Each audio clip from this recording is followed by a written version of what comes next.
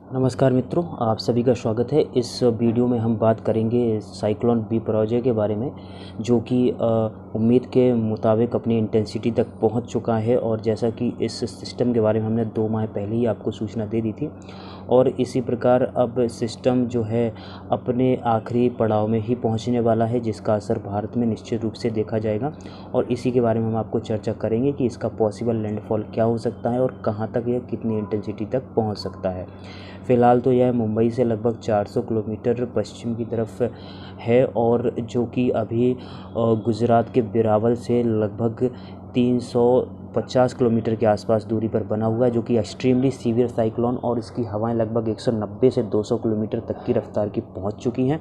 और यह सिस्टम थोड़ी और इंटेंसिफाई हो सकता है, और कल के बाद यह सिस्टम थोड़ी कमज़ोर रहने की संभावना हो जाएगी, और धीरे धीरे यह वेरी सीवियर साइक्लोन में चेंज हो सकता है। और इसके बाद यह सिस्टम अगले 2 दिनों के दौरान लगभग गुजरात के बहुत करीब पहुंचने के बाद थोड़ा सा उत्तरी और उत्तर पूर्व की दिशा में आगे जाएगा, और उसके बाद लैंडफॉल करने की तैयारी रहेगी। और इसकी हवाएं अगले 1 से 2 दिनों में लगभग पश्चिमी गुजरात के बहुत से भागों को कवर कर लेगी, जिसमें लगभग 70 से लेकर 100 किलोमीटर तक की रफ्तार की हवाएं कोस्टल भागों में रहेंगी, और भारी से बहुत भारी बारिश जो है कोस्टल इलाकों में हो सकती है। इसके बाद यह सीवियर साइक्लोन के रूप में लगभग कच्छ के नलिया से लेकर के सिंध के जो है बादिन के बीच में लैंडफॉल कर सकता है, जो कि सीवियर साइक्लोन या साइक्लोन की कैटेगरी में रहेगा, और जो कि वेस्टर्न डिस्टर्बेंस या फिर 500 हेक्टर पास्कल की हवाएं हैं, इस सिस्टम को उत्तर पूर्व की तरफ रिकर्व कर सकती हैं, जिससे कि यह सिस्टम जो है दक्षिणी पश्चिमी राजस्थान तक पहुंचेगा। उसके बाद मध्य राजस्थान, और के बाद लगभग पूर्वी राजस्थान में पहुंचने के बाद वेस्टर्न यूपी में पहुंचेगा। और जैसा कि आपको जानकारी होगी, जब सिस्टम अरब सागर में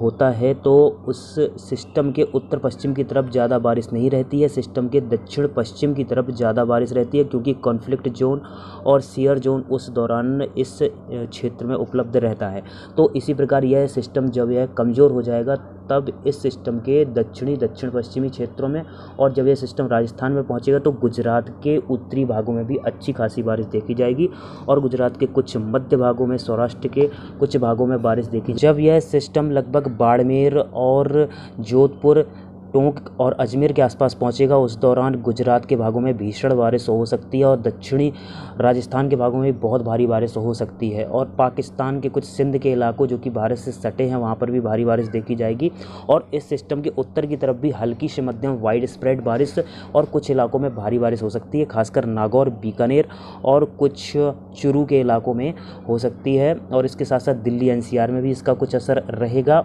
ज़्यादातर मध्यम बारिश, कुछ क्षेत्रों में भारी बारिश और तेज़ हवाओं का सामना, लगभग 40 से लेकर के 60 किलोमीटर तक की हवाओं का सामना इस दौरान करना पड़ सकता है। यह सिस्टम बाड़मेर और जोधपुर के आसपास तक साइक्लोन की कैटेगरी तक हवाएं जो है पहुंचा सकता है, और भीषण हवाओं का सामना इन सभी इलाकों में होने के साथ साथ भारी बारिश हो सकती है। यह सिस्टम वेलमार्क लो प्रेशर के तौर पर लगभग पूर्वी राजस्थान में पहुंच सकता है, और कुछ देर के लिए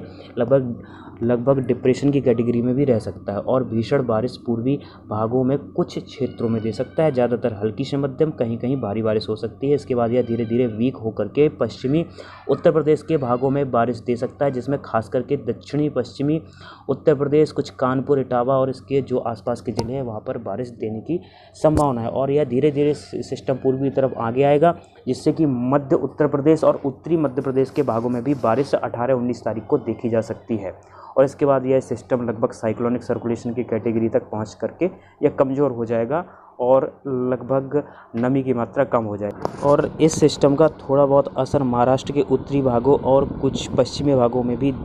अगले 2 से 3 दिनों तक दिखाई देगा, लेकिन छत्तीसगढ़ से लेकर पूर्वी भारत में सिस्टम का कोई भी असर दिखाई देने जाने की उम्मीद नहीं है, और दक्षिण पूर्वी मध्य प्रदेश में भी इसका सिस्टम का असर नहीं दिखाई देगा। उत्तर पश्चिमी और कुछ उत्तरी भागों में सिस्टम का असर जरूर रहेगा। बाकी उत्तर प्रदेश तक, हरियाणा तक, पंजाब तक और थोड़ी बहुत पहाड़ी राज्यों में इस सिस्टम का असर जरूर होगा, और दिल्ली एनसीआर, हरियाणा, पंजाब के कुछ भागों में हल्की से मध्यम, कहीं कहीं भारी बारिश लगभग 17 से लेकर 19 तारीख के बीच देखी जा सकती है। कुछ राजस्थान के उत्तर पश्चिमी भागों में भी हल्की से मध्यम, कहीं कहीं तेज़ बारिश की संभावना दिखाई दे रही है। बाकी